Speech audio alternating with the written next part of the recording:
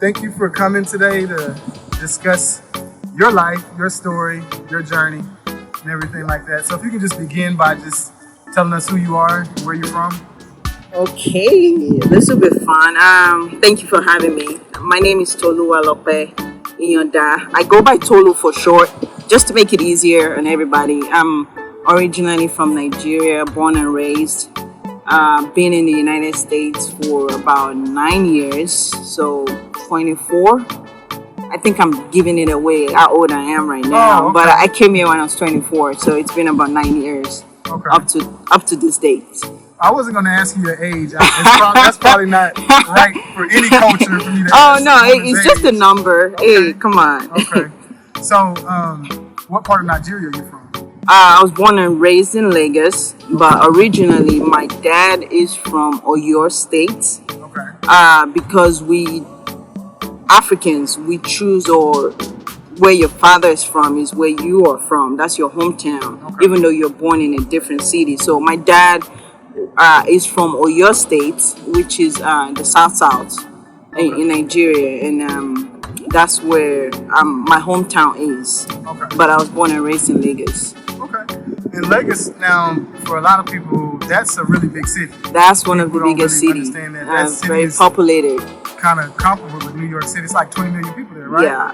A lot. Okay. A lot. I've been watching my Nollywood movies. Yeah. I mean, if you want to get to know about Nigeria a lot, you got to watch the Nollywood movies. Yeah. You know, it really shows a lot about the culture, kind of about the systemic, problems, corruptions, and a lot of things that everybody has been through or is going through. The Hollywood movies brings it to light. Gotcha. And people can relate to that, because a lot of people sometimes don't know, what's Nigeria like, what do you people eat or what happens over there. So when a lot of people go on YouTube and watch movies, they kind of understand a bit about the culture and what Nigeria is. Okay. Speaking of food, what do you guys eat? What's your favorite food? What's your favorite dish? Nigeria, we have a staple, which is more like fried rice, jollof rice, egusi. Now, what's egusi? Egusi is like it's a seed, made out of melon. Okay. Melon seeds. It's not the melon fruit, but a different kind of melon, a different species. The seed, we blend it and then we make it into like a puree. Soup. We add some palm oil and all the seasoning and meat and chicken to it. And then you can add some veggies, spinach and collard greens. It tastes really, really good. That's one of my favorites. Sounds like I'll put that over some rice and enjoy it. You can eat it with rice. You can eat it with fufu. It's like cassava dough that you just, cut in half. So that's one of my favorite. And I love noodles. Noodles is not a typical Nigeria staple, but it's one of them. We eat a lot of carbs, okay? We love our carbs. Okay. So rice, noodles, spaghetti, fufu, egusi, okra. Okay. Healthy stuff. That's not too delicious from the diet that my parents had, I guess. I don't really eat all that stuff now, but that doesn't sound too different. No, it's not. It's just I think most of it is how we make it, which is what stands out differently. The rice here, or the Spanish rice, is made differently, right? Nigerian rice is also suitable to Nigeria. We make it in a different format, and it still tastes great. But when you're eating it, you can tell that, this is maybe Nigerian jollof rice, as to Senegal jollof rice or Ghana jollof rice. Everybody, I guess, different countries prepare it differently. Yes. Yeah, everyone prepares theirs differently. I mean, it still tastes great, but there's this competition that was going rival on social media about Nigerian jollof rice is better than Ghanaian jollof rice, and it became a meme. But hey, I love anything food. I got you. So now, I know as far as like tribal and things of that nature, I know about Igbo. Okay, yeah, that's Yoruba? Yes, I am Yoruba. Okay, Yoruba. So now, is there any like intertribal ethnicity? Yeah, I mean there are. We have Yoruba, Igbo, Hausa. You know, that's like the indigenous, the major three ones. But there are subsets of other indigens under all those ethnic groups. You know, Okay. so we have other languages, other many different ones. Like my mom's from Delta Igbo. Okay. So, you know, like you have people that are Yorubas, Igbos, Delta Igbos, Hausa, Shekiri, you know, they all speak different dialects. Gotcha. But when we're talking about the indigenous, the major ones are like Yorubas, Igbo, and Hausa. But under all that, you have the below subset of different Gotcha. languages. And So how many languages do you speak? for me, I speak 3 in total. I speak Yoruba. I speak Spanish, which is not a Nigerian, but you know I picked it up because I have a lot of Hispanic friends, and then I speak Shekiri, which is what my mom speaks. Okay. So yeah, I was at some point I was learning Wouldn't there be Igbo. 4 then? No, it's just 3. So So you got Yoruba. English?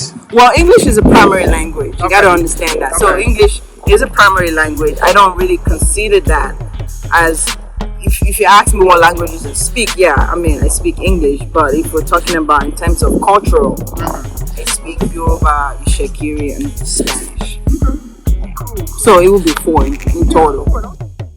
Shortchange yourself. I speak 4 That's right. That's right. You're right. because I speak 1 in a possible. Yeah, I know. So, okay, cool. So now you've been here for 9 years in America. Why America? What made you want to come to America? Well, personally, I think for me, I've always been a person, adventurous spirit. Like, I love to travel. I love to meet people, different backgrounds, different cultures. And when I was in high school, I just had this, you know, I watch movies like, you know, Nollywood, Hollywood.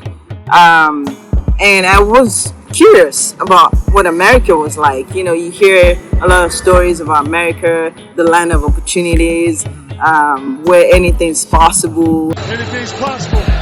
Anything's possible. I guess. And my sister, my older sister, she's been here before. You know, not this city, but she's been in New York. She travels. She's in the entertainment industry. Okay. So I see her do that often, and she comes home with stories and presents, and I was like, it would be nice to travel to the United States someday, or some country other than Nigeria. And I had the opportunity at the time, after I graduated high school. I went into college, I applied, and then I was given the visa to interview pretty much at the embassy. And once I went for the interview, I passed, because you got to go through a series of steps before you can actually get a visa. It's not easy. It's quite hard. You got to pay the fees and all of that. So that's how I was able to come to the United States. Did I know exactly what I wanted to do when I got here? Not necessarily. I was very open-minded as to when I got here, I'll figure it out. You know, but I knew within me that I wanted to do something that I love. I've always loved to travel. I've always loved to meet people. So when I was interviewing, I had it in the back of my head that if anything was to be like a career, I would love to go into the airline industry, which is what I did. So when I came here, I went into the airline industry. I started as a flight attendant and then worked for American Airlines, American Eagle. After 2 years, I quit. So did you get to see a lot of the country doing that though? I mean, I traveled to Paris. I traveled to London, Europe. I traveled to Frankfurt, Germany. I maybe not a lot. There's still That's thousands a lot. of I mean, that's a lot a of places I want to though. visit. But yeah, I had an opportunity to visit some places. So now you was talking about the visa process and the fees and everything. Like, how much does it cost to get a visa? Right now, I don't know exactly the fee, but I know that if you go to the embassy, Nigerian embassy, or U.S. Embassy online, depending on your status. So the fees are different depending on your status. Like if you come in as a student visa, it's different. If you're coming in as an immigrant, it's different. If you're coming in as a which would also be classified as immigrant, like a spousal immigrant support, it's still different. So I came in as an immigrant. I applied for the visa lottery, which they don't do it anymore right now. Nigeria is not one of the listed countries anymore. But then, about many years ago, I applied for that, and the fees was around, in total, I think it was like, with the interview fees and the visa processing, I paid about $250 then. Okay. Now it's definitely probably higher, because it does not include your airline visa, transfer fares and stuff like that. But yeah, so depending on your classification, if you're coming as a HB1 visa or if you're coming as a student visa or visiting visa, the fees are different. Okay. So how's the cost of living, say like in Lagos versus here? Is it? Oh, definitely far different. I mean, It's more expensive to live here in America compared to back home. The currency is different. We spend Naira, US is dollar, and the Naira to dollar has depreciated a lot. So the value of our currency back home, it's really sucks right now. It's plummeted to the point that money or spending $1 to Naira, it's about $500, 500 Naira. When back in the day, it used to be 1 Naira to $1. Was equivalent. But now it's so high that people living back home sometimes have a challenge just having a living. But yeah, so the cost of living. Oh, look at that. Airplane. Just give it a second. It's fine. We organic. Right. Cost of living is very much different. I mean, the apartment rate, like what I pay for here, would have probably be, if I were to rent a whole year back home, would be something I would pay. The monthly rent I pay is something I'll probably pay in 3 months or 4 months back home. Like 3 to 4 to 1. Yeah, so it's huge. Depending on also the kind of place you're looking for. I mean, if you're looking for a luxury place, of course it's going to be higher. So you've been in America for 9 years. How many cities have you stayed in America? A total of about 5.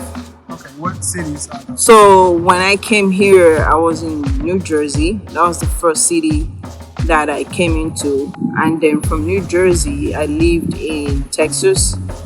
And from Texas, I take that back. New Jersey, New York, Texas, Washington, Oregon, and now Nashville, Tennessee. So you've kind of hit every different sub-region of America. You could say Northwest, the South, East. Yeah. Kind of like. So which region kind of fits the temperature back home? It would be the South, no doubt. Okay. Nigeria is very hot. The climate is really hot, and the South, and I think Arizona too will qualify because Arizona is really hot.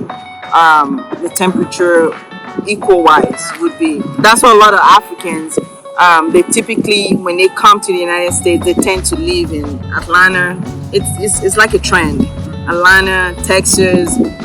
Most of them just like to live in the South, whereby they have the same typical relational of what Nigeria is like. Yeah. For me personally, when I moved here, when I first moved to New Jersey, I didn't like it. It was too cold. And I would say my favorite place was Oregon, northeast. I love it over there. Now, why is that? That's interesting because the weather seems like it'd be totally different. I know, it's colder. It rains a lot. It's evergreen, which is why they call it Washington State, Evergreen State. It's just, I don't know, the culture there for me connects to my spirit better. Gotcha. I didn't have to struggle as much, and there's a lot of diversity, not as much, but I think it's the percentage of the white to black is like right here, you know, so 1% to, over almost 20-40%. But I found myself being a person that I could kind of define who I am, and I didn't have to like convince people about who I was. They could tell from the kind of person I was and what I was doing. He expressed and showed my personality in a way, so to speak. So it was more like a home for me. I lived there the longest, and as you know, I'm only here because of school right now. I'm making a sacrifice, and eventually I would move back to Oregon. Gotcha. So you mentioned culture and things of that nature. What is the biggest difference if you look at America as a whole, right, culture versus like Nigeria as a whole culture? Like, what is what's separated? Yeah. What's let me see. I would say more Nigeria is a country that you didn't have nobody was a stranger, to you, which is one of the things I struggled with when I came here, was that I saw that culture of everybody was my family back home. If you didn't even know them, you saw them on the street, you were like, oh, what's up, bro? It's like family. Sometimes even your neighbors, you could go to your neighbor's house, relate with your neighbors, sit together, have a dish, have them watch your kids and things like that. Over here in the United States, there's a huge difference.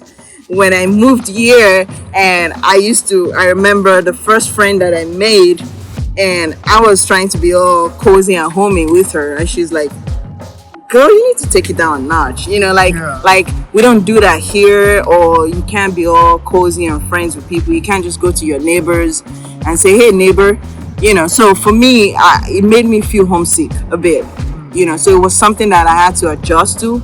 It took a time. So that is one of the biggest difference in the culture in terms of, I think Nigerian culture is similar to the Hispanic culture, because the Hispanic culture, everybody's like family. They embrace everybody. They have a big family. 10 people can live in a home, except you're getting married, you move out. That's how Nigerian culture is. If you're raised in your family's home, you literally stay there until you get married. Or when you're getting married, then you leave. The American culture is not like that. Once you hit 18, I see that most kids just move out, So, yeah. So even in the South, you didn't find that you could cozy up with people and be friends with them? I know in the South it's a little bit, now I know up north, I've been up north, and it's right, kind of out west too, it's kind of cold a little bit, yeah. Like they don't like to just speak. Yeah, everybody kind of keeps to themselves a lot. But in the South, especially when I first moved here to Nashville, I thought this was like the friendliest place I've ever been for my life. I was like, what in the world? People were getting on my nerves. So it's like, just with their kindness, So did you find that even here in the South and even in Nashville or Texas, that people were still colder? No, I would say no. I've only been here, less than 6 months. But I've traveled to Alabama. I've been to Alabama. One of my best friends live in Alabama. And I would say that the Southern culture, it's different. So I could say it's similar in a way, but it's also different because it's a lot more African Americans than Africans, right? And even though in terms of skin color, we relate to each other better, but the culture is still different because African Americans do things differently than we Africans do. But I would say that I've met a lot of more Africans here, and people just, or even the African Americans, hi sweetie, hi honey, like they just make you feel like you're welcome or like you're family, right? To me, I don't know how to feel about that, to tell you the truth, because sometimes I think, oh, that's an introduction of you welcoming me into your clan, so to speak. And then when I feel like, okay, that's a comfort zone, I need to let me approach my mindset, I think because I've stayed longer in the north, I'm a little bit restrictive now in terms of not being so open-minded as like I used to be, you know. So like I remember a few times when I came here, when I would go to the store, I would see older ladies, or you know, I would want to help her and do things, and then oh, thank you, baby. I notice people call each other pet names a lot in the South, you know, sweetie, honey, baby, and they don't even know you. Yeah. So I'm like, that's strange, you know. And my friend used to do that too, but she was able to let me know that, hey, that's how, because when she came to Oregon, she was like, man, I don't know how y'all do it over here. It's so cold, like people are not friendly. Yeah. You know, so okay. it takes some adjusting to do. But overall, I mean, yeah, I would say the South, there's a lot of Africans that I go to the African market and to buy groceries, and then they hear me talk. They're like, oh, are you Nigerian? I say, yeah, I'm Nigerian. I introduce myself, you know, so. So they can hear your accent and know where you're from? Yes, as a matter of fact, I met a person from where I work, is a nurse, and I met him just a while ago, and he was talking to me, and I told him, are you Igbo? Just, you can tell from the way we speak, right? There's that little, like, even here, if you're from the South and someone's from the North, or you know, vice versa, you can kind of tell a New York accent is different from a Southern accent, right? So that's how it is back home too. Nigerians, like, there's a way you speak. I would know you're from the northern part of Nigeria, and from the South or from the East and things like that. So.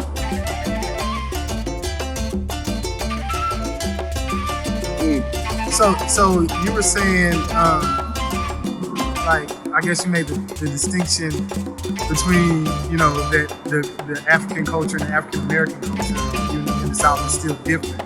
What are the similarities and the differences that you see in those cultures?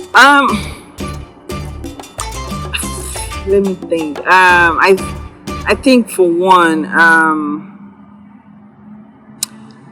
African Americans, it's just, I don't even know how to put it, you know, I don't know how to express it in words, but I know for a fact that all my African American friends, we don't believe in the sense that, okay, I'm from Africa, our descendants come from Africa, and a lot of the argument about slavery and having to come down from Africa, a lot of people don't agree, or even I've had some of my African American friends tell me that it's all my fault that my forefathers brought their family or their parents over here as slavery and we were left back there. So it's like a comparison. It's like a fight of who's more superior, who's better in a way. So I noticed that. And I'm not speaking this as, it's my opinion, something that I've noticed, right, within my friends or within people that I've had communications with, that they tend to see themselves as better, you know, better in terms of, oh, we went through this and you never experienced it. And I get that. I mean, I wasn't physically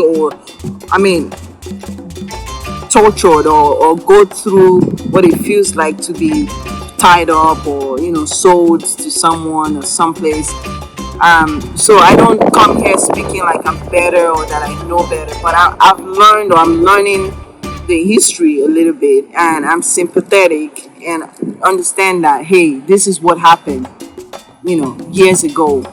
But let's try and be communal with each other instead of fighting that, oh, you are better or I'm better and things like that. I mean, it's just what I feel, what I sense. Your experience. My experience, I mean, you can only speak from the place that you've experienced. Right, so there's nothing wrong or right. It's your experience, you know. So it's kind of interesting though that you say that, because it's like in that regard, slavery is still dividing us to this day. It is, unfortunately, in a way. I think a lot of people don't understand it or know or identify with it. You know, it's like a passive, a sort of a passive thing. You know, like, hey, you went through this, or my forefathers went through this, and you guys didn't go through this. So, like, henceforth, I'm better in a way. But I see us as one group, like one united group that we can put separation between ourselves or come together and believe in one thing, And I've also met some friends who said, oh, I like to go to Africa where my forefathers are from. I want to really see what it's like in Africa, so I can relate more to that culture. So if one of those people were to ask you, I want to go to Africa, I want to go to Nigeria, what would you tell them one place that they absolutely have to go? Lagos, I guess. Abuja is the capital city. Okay. I would think that anybody that is trying to find out some history or historical aspect of Nigeria, Ibadan, Oyo State is a place with so many history. I haven't traveled a lot of places in Nigeria. I went to Ekiti State, which is where I did my college, and Lagos was where I did pretty much my primitive life was in Lagos, high school, middle school, and all of that. And Lagos for sure has a lot of unique, beautiful aspects to it. I think it's important to experience also the indigenous part of Africa, of Nigeria. Like Lagos is more of a bigger city. It's got newer stuff, but if you went to places like Abeokuta, it's got a lot of rocks. There's a lot of nice things to see over there. You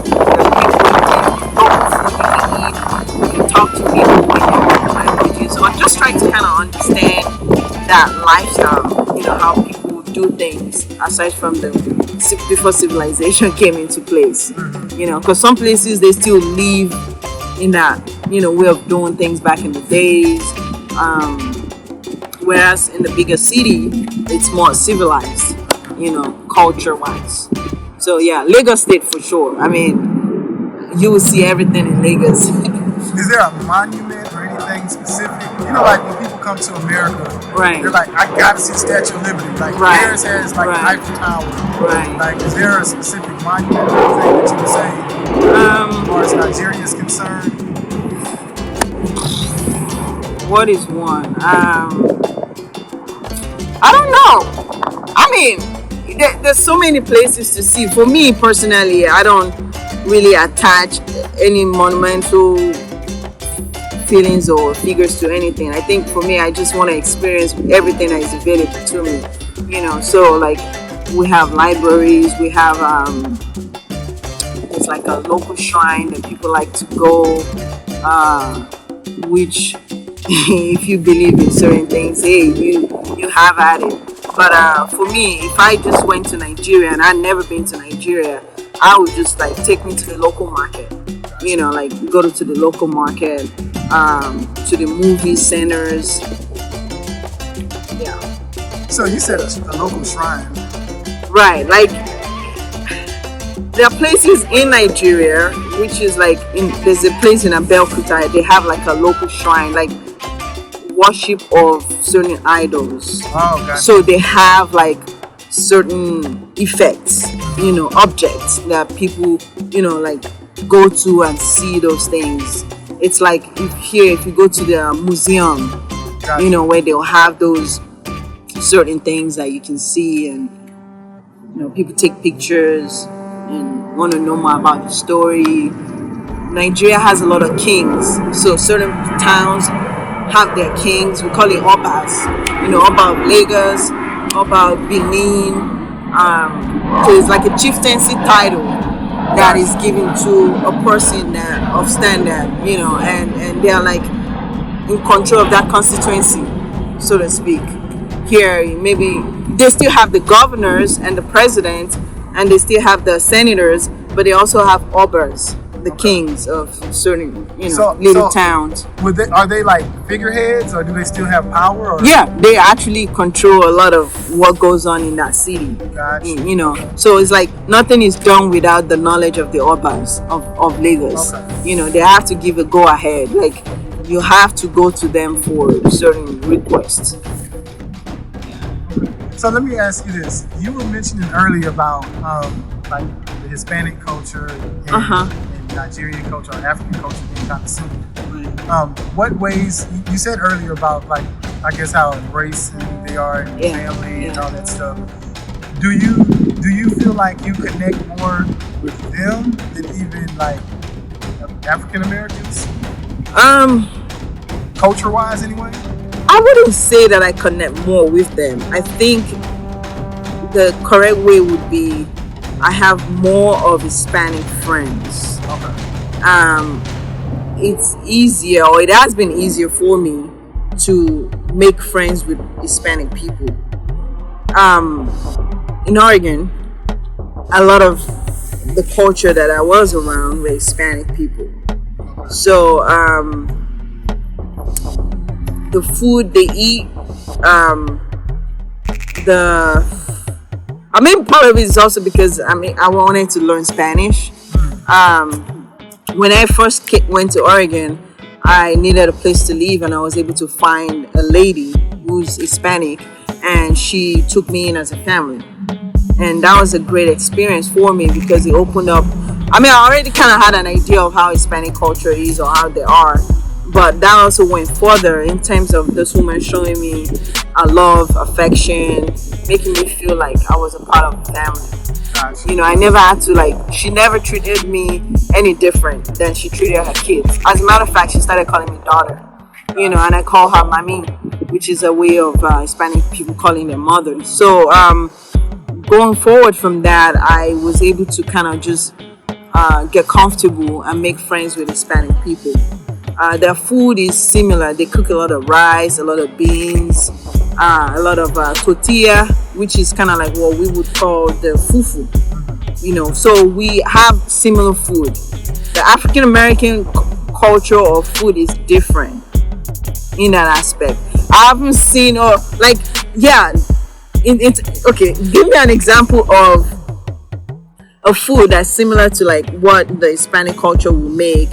That it's like fufu that Nigerians will eat. I don't think that we have a fufu, but like a lot of it's kind of interesting because a lot of the southern people in the South and a lot of slave ports, they actually had me growing up. I grew up in South Carolina. My grandparents are from like outside of Charleston, which is a slave town, one of the biggest slave ports historically. And I eat rice every day. Like I didn't know that you could eat something I didn't know you could eat something besides rice for dinner. You know what I mean? Until I went off to college, I'm like, oh, you eat mashed potatoes? Okay. But I eat rice like every day. So in terms of rice and like you call it like a puree, but we always have like a little gravy and stuff on it and everything like that. Like that's how I grew up, like just eating that pretty much every day. Because that was all my mom would cook basically. It's rice. It was like rice for dinner, grits for breakfast. I don't know that you guys eat grits or anything. No, it's like oatmeal. I don't eat grits personally because I don't like oatmeal or any kind of oat food. But yeah, people eat that. I think also with the Hispanic culture, it's just there's a lot of similarities in terms of even the drinks. Like we have this called palm wine. It's extracted from agave, and in Mexico they also have that same exact fruit made out of palm wine, which is fermented, and it's, oh my gosh, I was like, no way. So it's interesting you say that because have you ever read it? It's a book called They Came Before Columbus. No, I've never read it. It's a book, and there's actual things that ties South America and Africa together. Okay. And they're saying that Africans came to South America long before Columbus did, and they have evidence through like some of the religious guides that have the same name and the same, the same look. They even tied, I think at one point, it was one thing that I saw just random, watching a documentary or something, and they were saying that it was like even in the Egyptian tomb, they found like some tobacco from like South American tobacco in there, or cocaine, one of the two, I can't remember. Right. But there are certain things that tie. They're saying that Africans went to South America Okay. And so it's kind of interesting that you say that. And then, so you've never heard of like the how you say it, Olympic kids or anything like that? No, You have to look that up because there are some, I guess, some ties there that say that kind of would imply that Africans came to South America and some may have stayed, some came back, and they had like an exchange of culture. There might be some truth to that.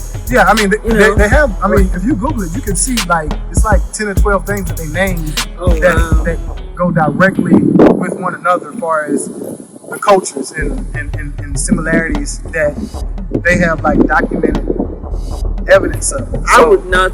Yeah, that probably. You saying that is kind of interesting because it's like, well, I mean, they say that.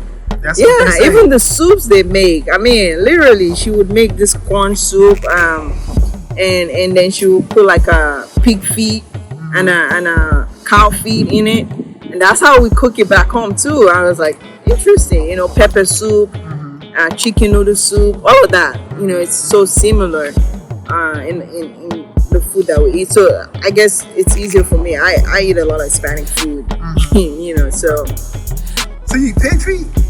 I do. Not a lot. I like cow feet more. I mean, that's like my favorite. If I could cook that every day. Do you eat chicken feet too? No, I don't like that. My granddaddy used to eat chicken feet. I know. Stand that. My mom eats chicken feet a lot. I have one catfish. That's also one thing. Yeah. My one of my friends, he eats so much pig feet, and I don't know if y'all do it the way they do it kind of in the South sometimes, where they have pickled pig feet sitting in a jar. You ever seen that? No. Okay. Well, people down south eat pig feet. They'll pickle the pig feet. Mm-hmm. Oh my gosh. Yeah. Really? Yeah. I never seen that. Yeah, you have to get kind of down in the real country area to really find it. Wow. A lot of people, I guess, they've outgrown that, I guess, but there are places probably still, around here that sell pig feet like that.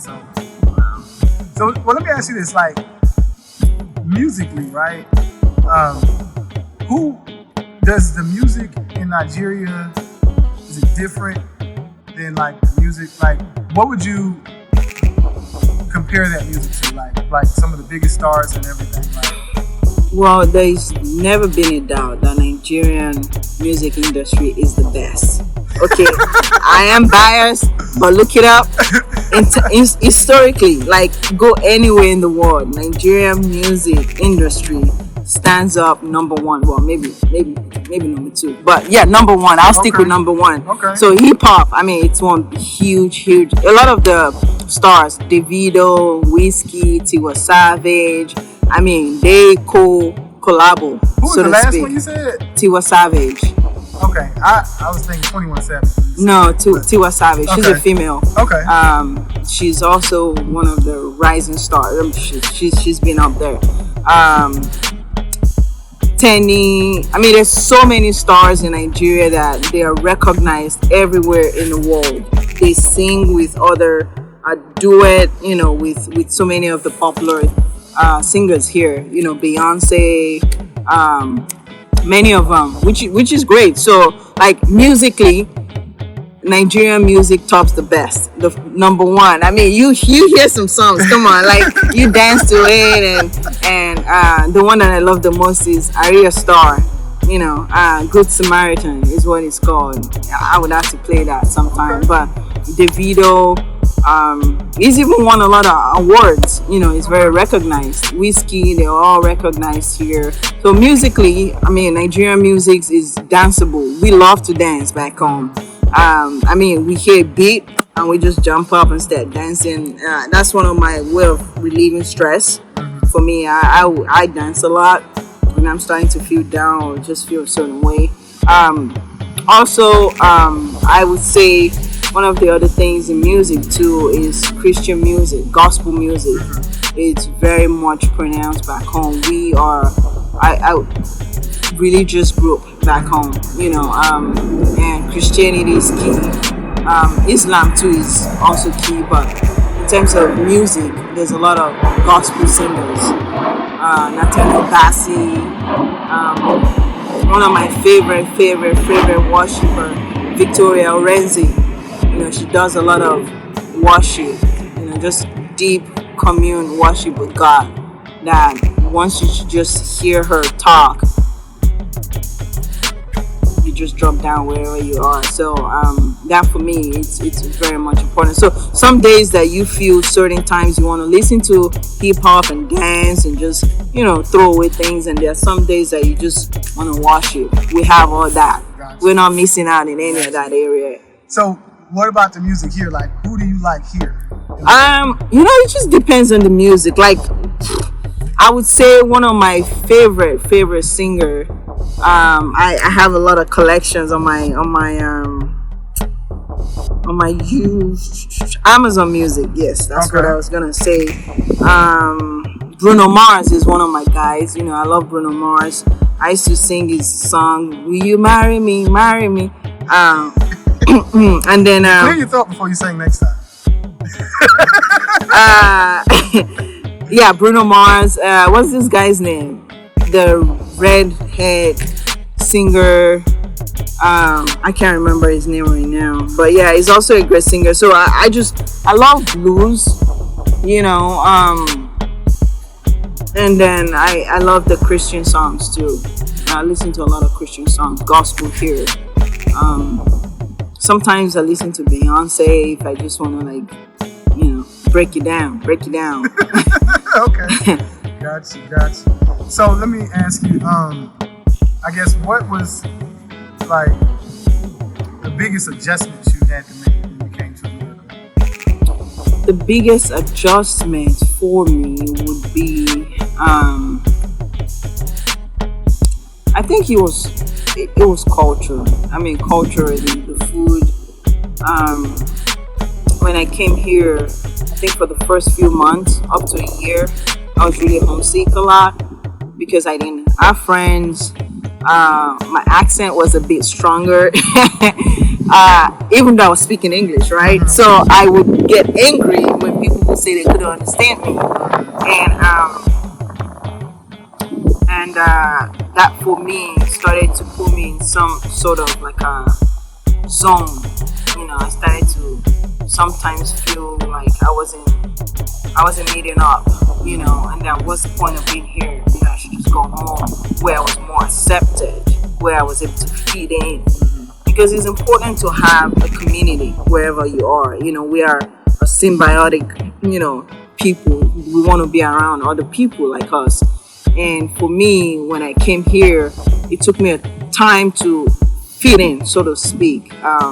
I just felt like I was one man, one person, one man doing everything. And with the food, I didn't eat a lot of pizza and all of that. Man, I went hungry a lot. I would go to the Chinese restaurant and just go get some Chinese, because rice was like my staple. So Chinese rice, fried rice, okay, let's get it down. But other than that, I didn't eat a lot. I was always hungry. I couldn't find a place to get food that was more closer to my culture. But as time went on, I started to eat everything. Yeah. I would drive to Burger King and get me some burger. And my sister was like, "Oh, have you had McDonald's yet?" And I'm like, "No, I don't eat fast food." But after a while, you kind of fit in, So what kind of restaurants, so y'all don't have any fast food restaurants? No, we do. I mean, right now things are opening up. A lot of places have opened up. There's Domino's Pizza back home in Vegas. Okay. There's that ice cream place. Baskin-Robbins? No, it's the popular one. What is it called right now? Ben & Jerry's? No, I'll remember it. Maybe I'll tell you some of the time I remember. But yeah, there's a lot of ice cream places. There's pizza places.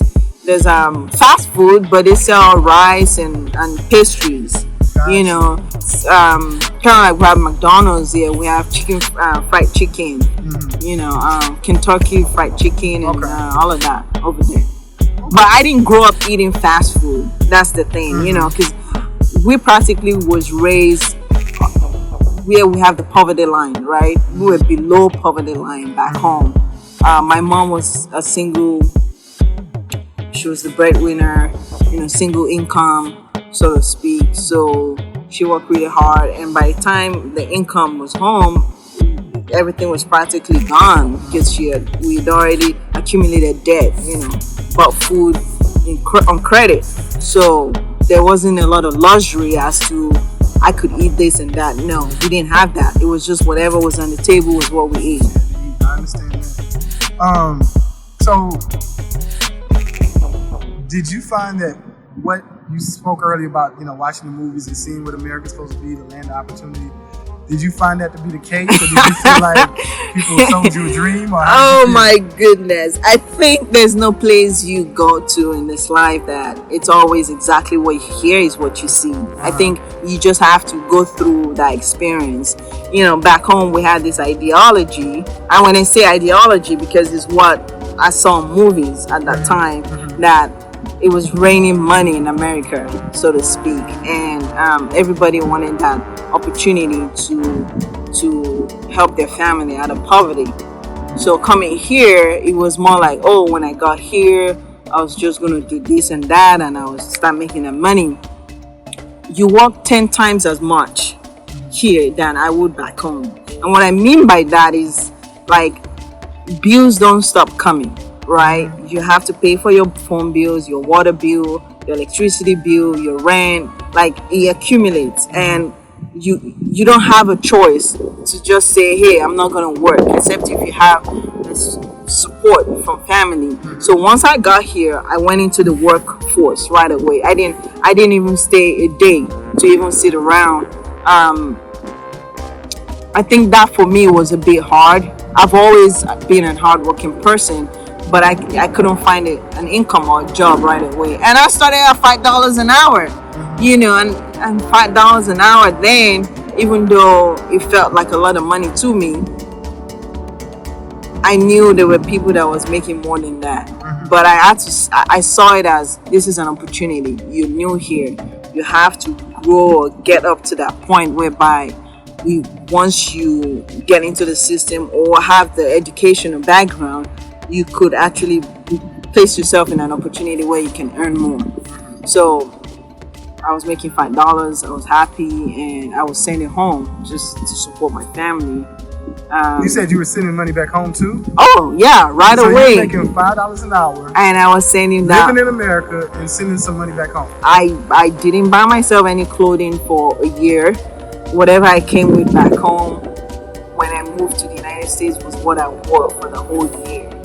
There was no thought of me. I mean, I'll pass by certain stores, but I thought about it. Window shopping. My mom and dad or my siblings needed this and that, So I made a sacrifice to give up something for something, in a way. Because to me, that $5, once I was saving it up, in a month, I probably had like $200 or so. And when I changed the currency to Nigerian currency, I thought this is a lot of money. My siblings could do a lot more with this. So it was hard at the time. I had 3 jobs. Wow. Just so to make ends meet. So how many siblings? In total, I come from a mixed family. Okay. So not that my dad married 2 wives at once. What I mean by that is my dad previously had a wife that passed away, and then he married my mom. So altogether, there's 7 of us. 4 from my dad and 3 from my mom. Okay, and then so you were sending. So where do you fall in as far as age-wise? I'm 7th. No. I'm sorry. I'm number 6. I act like I'm the baby, but I'm not the baby. I have a baby sister. Okay. So there's 4 girls and 3 boys, and I'm number 6. So did you find that there were expectations of you from your family because you were in America? I think it's an unspoken expectation. Culturally, we are raised, once your parents raises you up to a certain age and you're able to fend for yourself, it's more like you are obligated to also do the same. It's like you pass it on, so it's not like anybody ever said, hey, you have to take care of me. It's just like an unspoken expectation and obligation that I felt that I had to continue that. So is that a you thing, or is that like a cultural thing? It's a cultural thing. Okay. It's a cultural thing. Like, my siblings are all the same. A lot of other families that I know are the same. they take care of their parents, they take care of their siblings. If you are in a position of my sister, God bless her heart, I love her to death. She lives in Europe, she lives in London. The one I was telling you about that is in the entertainment industry. She practically took the responsibility as a mom to myself and my siblings, because she, after a certain point, after she got out of college, while she was still in college, she was able to get a job and then support the family, because like I said earlier, I wasn't raised with money, so we just passed it on, so to speak. Like, I help my siblings, my nieces and nephews, and everybody just kind of continue that like that. Well, that's similar to what happens a lot of times with the African American community. People do that too. I know when I had a brother who went into the military, and he used to keep me dressed, because he's so much older than me. I'm like 10 years, 7 years from the closest sibling. So, oh wow! So he used to, keep me dressed until he got married and had kids of his own. Then it stopped. But he used to send stuff back and everything. So that's kind of a similar thing that we have there. But, I see it as a blessing. I see it as a blessing, like I said, because my mom here now, my mom's in the United States currently, and I just wanted her to also experience or have a feeling for what it was like outside of Nigeria, because my dad passed away many years ago, and so it comes back to the same thing. Like, it's an unspoken expectation. You take care of your parents, you take care of your older ones or your younger ones if they are in need, or even if they are not in need, you just do it. So so would you ever move back? I can't say that right now.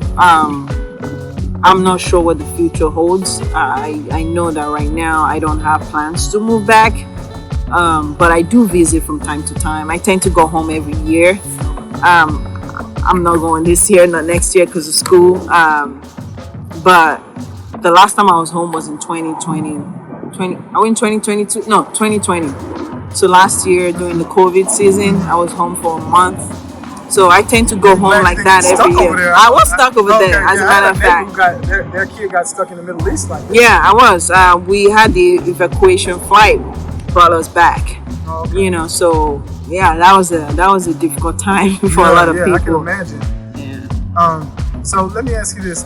So it's okay. So I'm trying to word this properly. Okay. I feel like something's coming. Okay. Well, no, it's because so to the a lot of people view. How does it make you feel when people think that all Nigerians are like scammers? Oh my gosh, I didn't know we're gonna get to that point.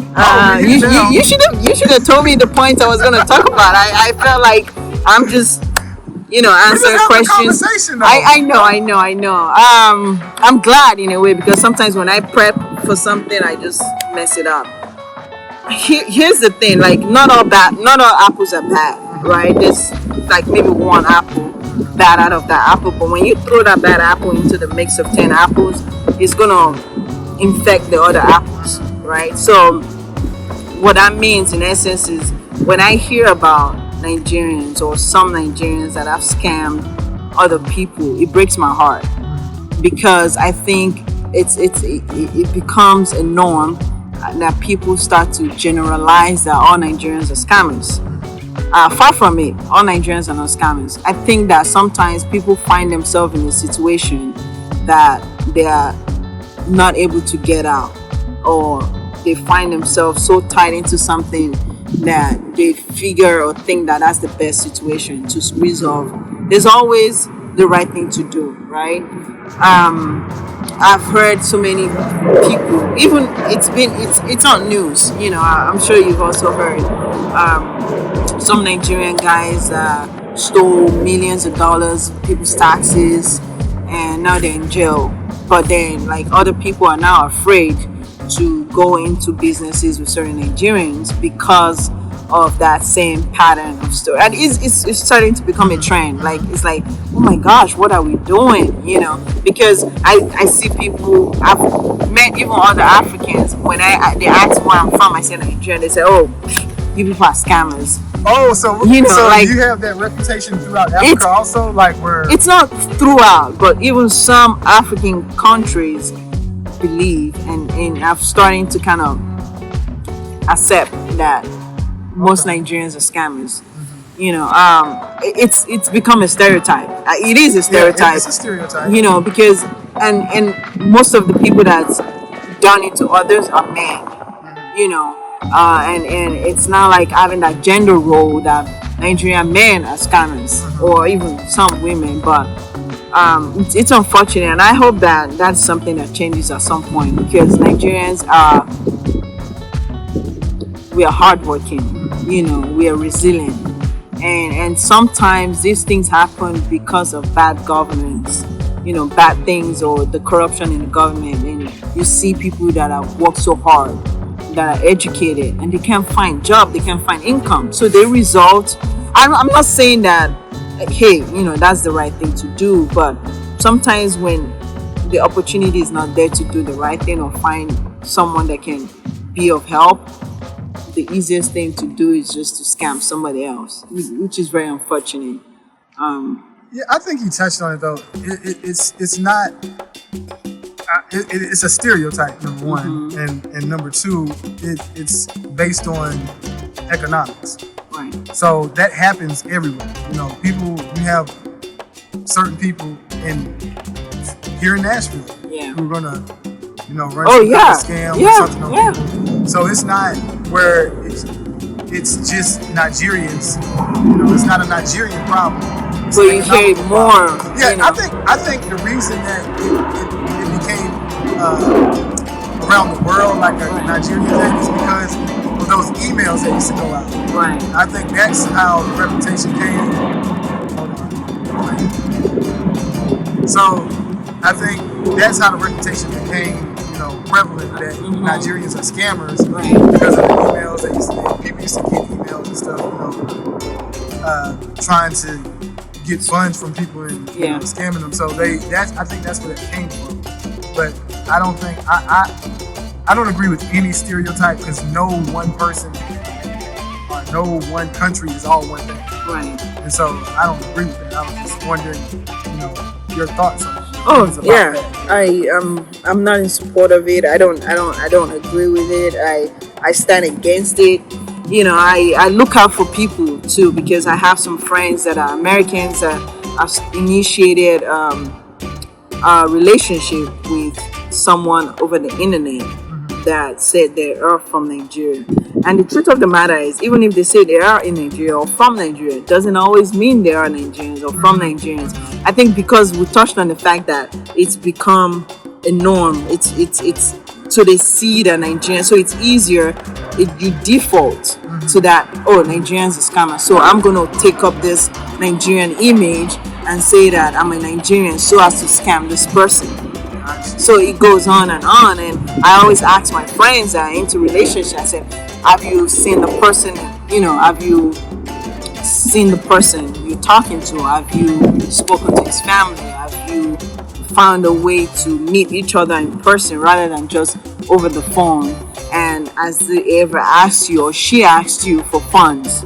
Because that's like the ABC to it. Like once you start asking for funds or saying, hey, my father died or my mother died and I need help for funeral services and all of that, to me that's like my brain a red flag right there. The red flag, you know, so I always ask them, and few of my friends that eventually found out that the people I know who they say they are, they were thankful. They're like, oh, Tolu, they were like, thank you for telling me about this person or telling me about this situation. Because some people are just ignorant to it. You know, they don't even know. So yeah. Okay. Well, I appreciate you for doing it. I wish I can't end with that question. I gotta think of another question because I'm not going to end with a question. Where's your notes, Kenyatta? I don't have any notes. This is just a conversation. I actually, I do have a little bit of notes. Oh yeah, okay. I don't know if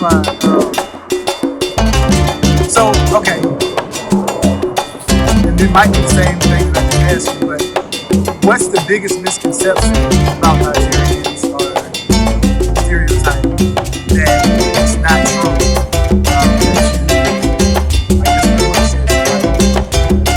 I think it's almost it's that same one.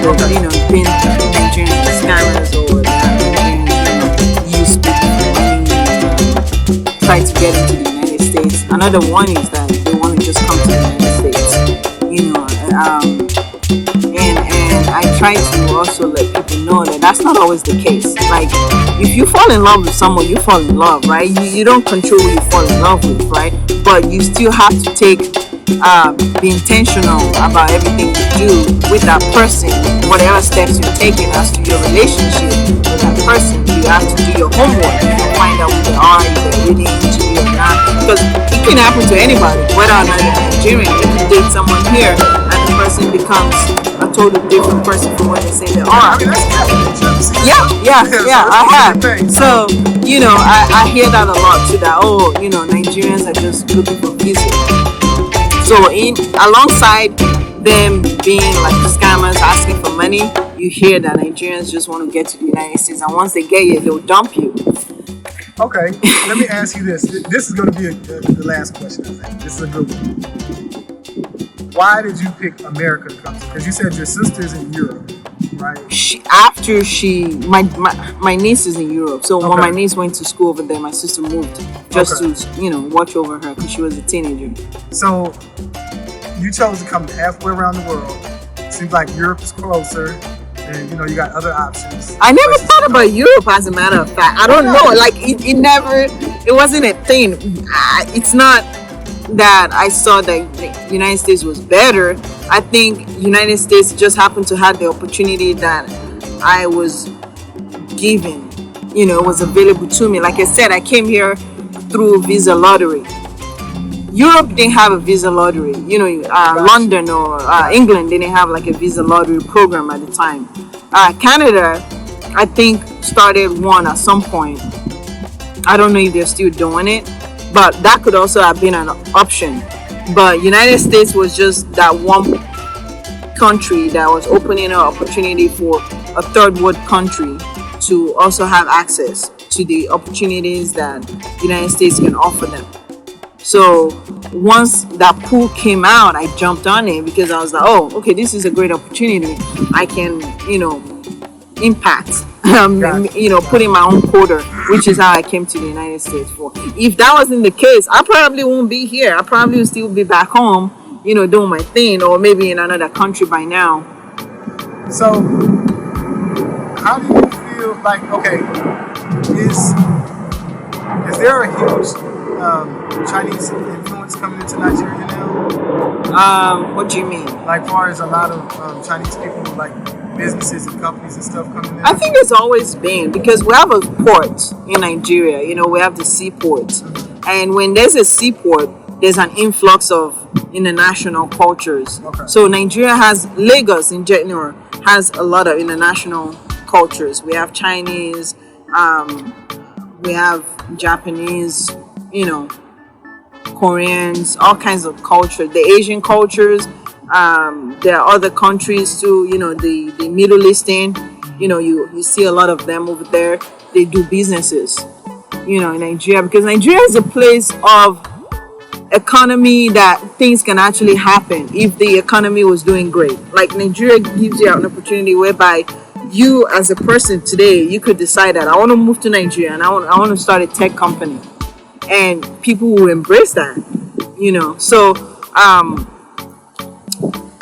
it's a capitalist world, but at the same time it's a democratic system whereby opportunity is given to anybody irrespective of who you are, as long as you have the resources and the funds, and then you know what you want to do, you can make that happen. So we have the Chinese people, they have businesses back home, you know, and they employ Nigerians to work under them, you know. So it's quite common, you know, it's common. They come and go, you know. Yeah. I mean, where you find Chinese everywhere, yeah, right? I mean, because I've just read some information about how China has been coming into the continent of Africa, Right, so I didn't know right. if there were any specifics. I mean, products, like China has the biggest import and export products, Oh yeah, they're right? So manufacturers for the world. yeah, so they will go anywhere just to start up their business over there. So Nigeria is one of their places they go to, and people buy things from there.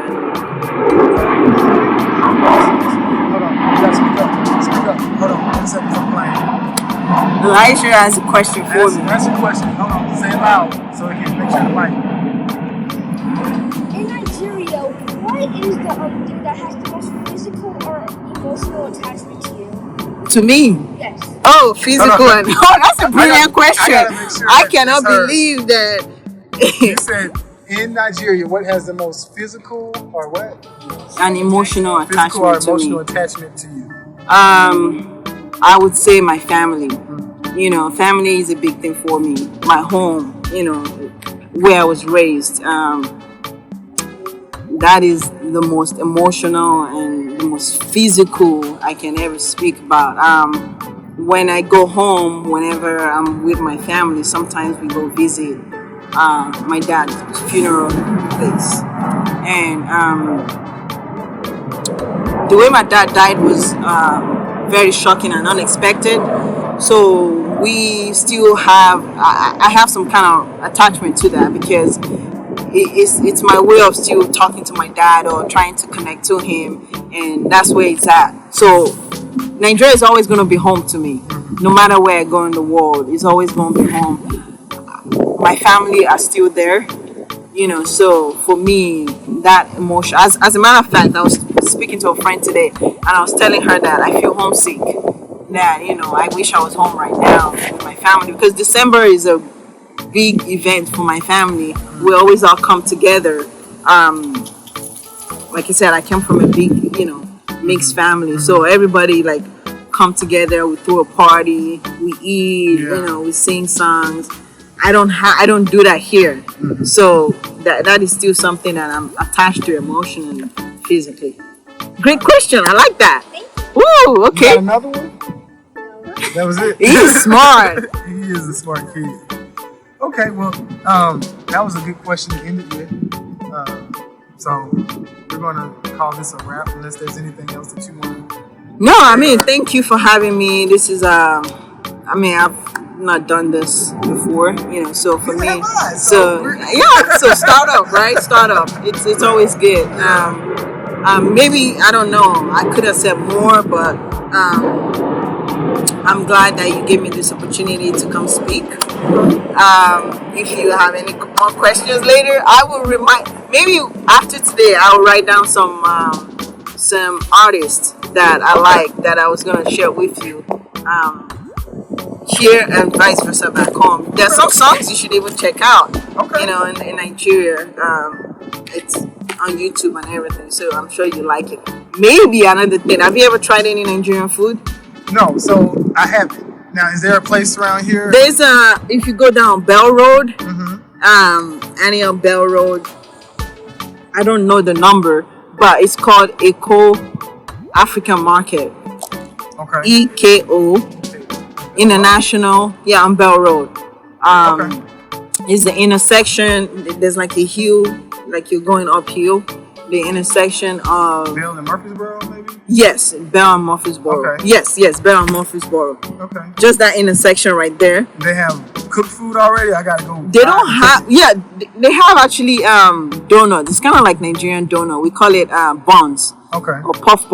Okay. PUFFFF. They have that. It's really delicious. And they also have the Nigerian meat pie, which is kind of like the chicken pot pie that they sell here. But this is already cooked. Okay. So you just ask for it. She sells everything Nigerian food, like uncooked, but everything Nigerian food to cook with. So that's my go-to right there. Gotcha. I buy all my stuff there. Okra, fish, name it. I buy it from there. And then there's one across from her. She's a Sierra Leone lady, and it's called Leone Star. She's from Sierra Leone. She also sells Nigerian food, but I rather this other lady because she has more of what I want. Yeah, check it out. They are gonna open a restaurant actually inside of that market. They're gonna open a restaurant because it's like a big one. And they also have a Nigerian restaurant here in Nigeria. I've been there to eat before. It's called Nico's Restaurant. That's on Murfreesboro, Niko. Okay. Nico's restaurant is on Murfreesboro Pike. They sell cooked Nigerian food, fried rice, fufu. So we're gonna check that out next week. Yeah, go check it out. Just make sure. Tell them, do you eat a lot of spicy food? I can't do spicy food anymore. It'll be heartburn, all kind of stuff. So I think most of the food don't have a lot of heat. For me, I still add more because it's not spicy enough. Okay. But they cook it for the general public, so it's not as hot. So you can try it out. Okay. Well, we're gonna try that out, and we'll do that. And thank you for coming on. Thank you for having me. This is sharing fun. Your story, and we try to do real life, real stories, real people. So yeah, that's the best. Someone that's gone through it and experienced some things. Yeah. We just want to hear your experience, and no judgment or anything, because it's just your experience. Right. It's just what you've experienced in your life. So thank you once again. Thank you. Have a great day. Yeah, you too. All right. All right. How many hours was that? Oh my It gosh. was 1 hour and like 10 minutes. 1 hour and 10 minutes. Wow.